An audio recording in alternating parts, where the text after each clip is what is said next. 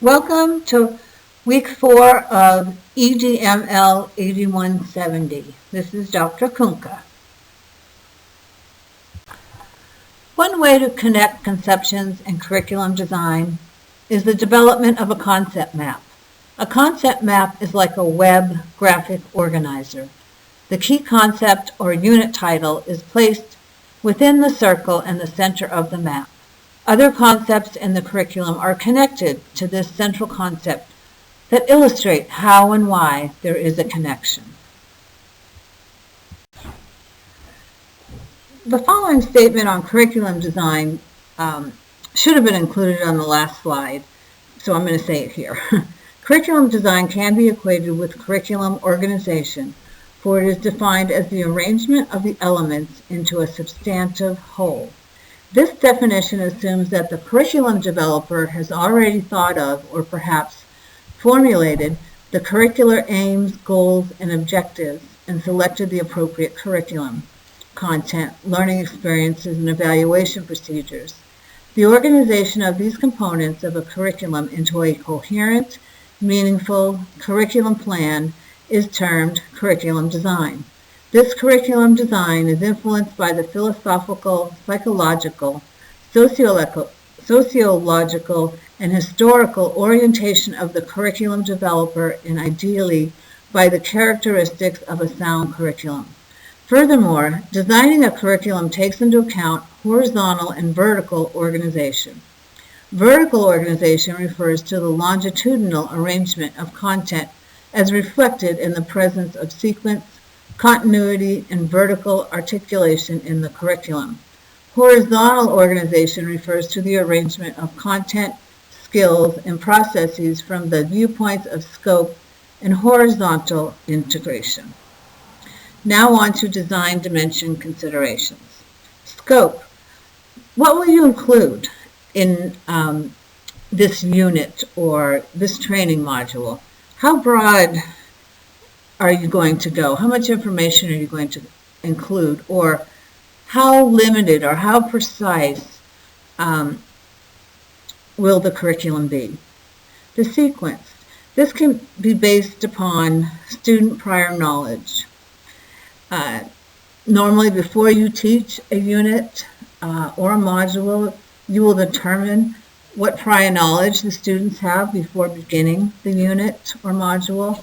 If they're lacking in particular knowledge, then you need to take the time to teach that necessary prior knowledge before beginning the unit or the training module. As you move through the unit, you should move from simple to more complex ideas that build on each other. Continuity. How will this unit flow into the next unit, or how will this module flow into the next module? You need to consider that as you're planning your curriculum.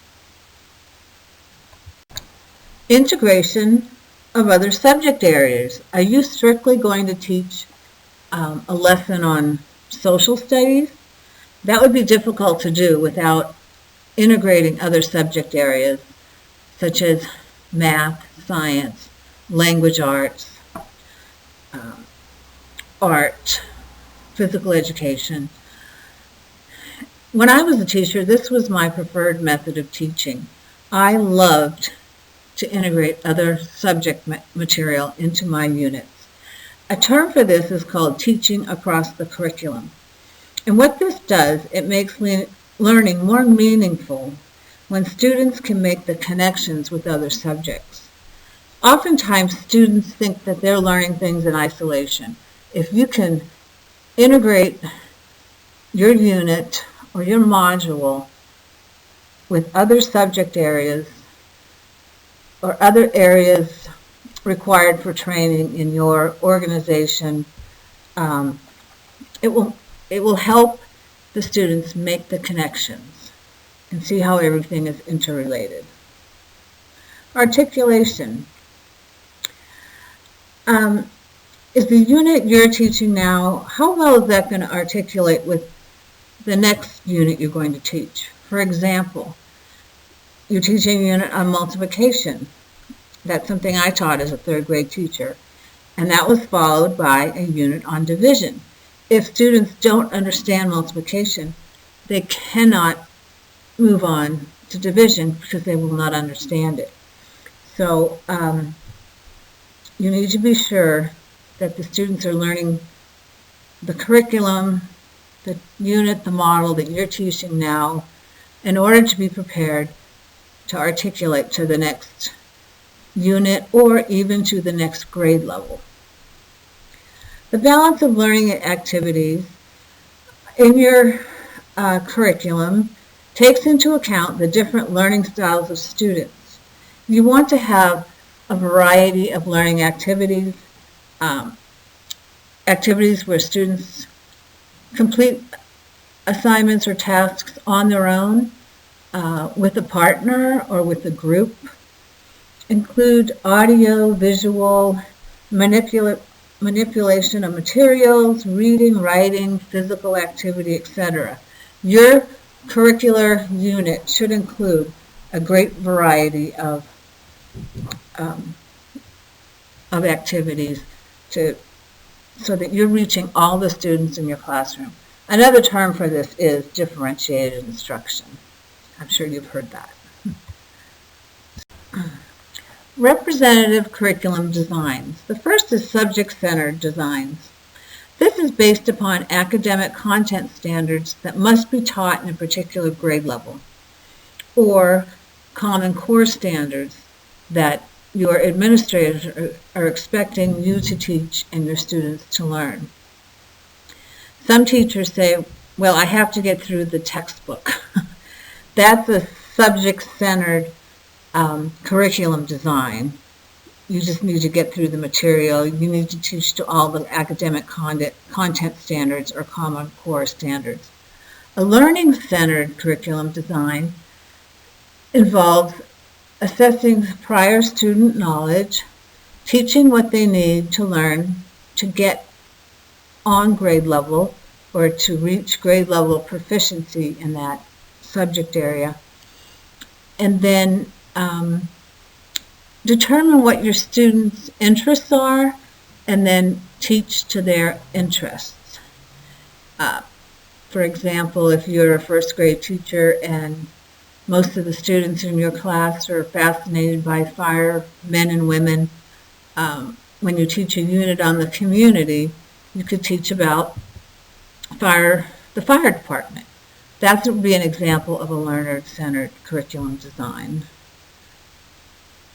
Just a minute, let me get this now, okay? Problem-centered designs. The following are some of the defining characteristics of problem-based learning or problem-centered curriculum designs. Learning is driven by challenging, open-ended problems with no one right answer. Problems cases are context-specific. Students work as self-directed, active investigators and problem solvers in small collaborative groups, typically of about 5 students. A key problem is identified and a solution is agreed upon and implemented. Teachers adopt the role as facilitators of learning, guiding the learning process and promoting an environment of inquiry.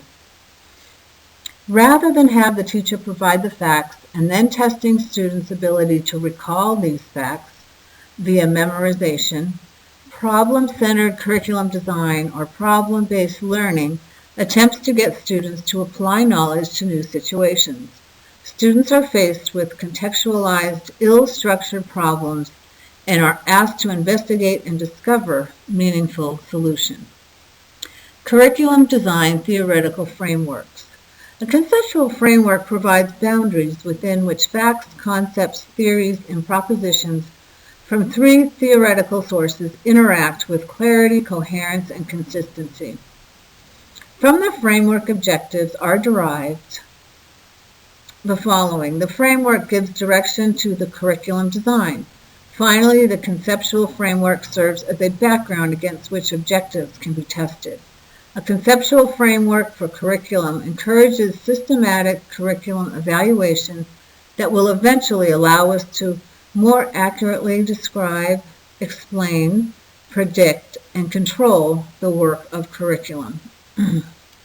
Shadows within curricula.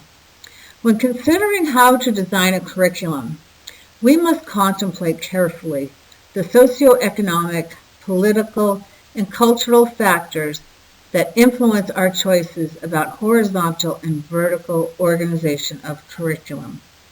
For example, you may have some internalized racism or misogyny that you're not aware of or that you haven't acknowledged, and you need to understand that that can impact the design of your curriculum. Thank you. I'll see you next week.